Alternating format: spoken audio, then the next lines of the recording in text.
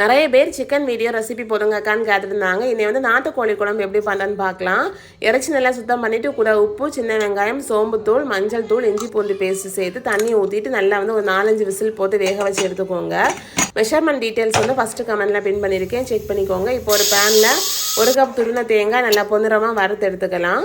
வறுத்ததுக்கப்புறமா stove off பண்ணிவிட்டு கூட மிளகாய்த்தூள், மல்லித்தூள், மஞ்சள் தூள், சோம்புத்தூள், கூட கொஞ்சம் வந்து ஏலக்காய், பட்டை, கிராம்பு, பிரியாணி இல்லைனா சிப்பு எல்லாம் சேர்த்துட்டு நல்லா கலந்து விட்டுக்கலாம். அந்த சூட்டில் அப்படியே வறுத்துட்டு இதை நல்லா நைஸாக பேஸ்ட்டாக அரைச்சி எடுக்கணும்.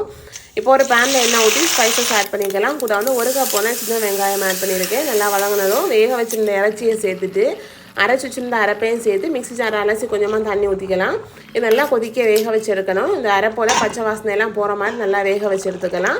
இது கூட வந்து 1/2 டேபிள் ஸ்பூன் பெப்பர் பொடி சேர்த்துட்டு நல்லா கொதிச்சதை இறக்கிட்டு மேலே கொஞ்சம் கொத்தமல்லி இலை தூவி சர்வ் பண்ணிங்கன்னா சூப்பரான நாட்டுக்கோழி குழம்பு ரெடி. தேங்க்ஸ் ஃபார் வாட்சிங்.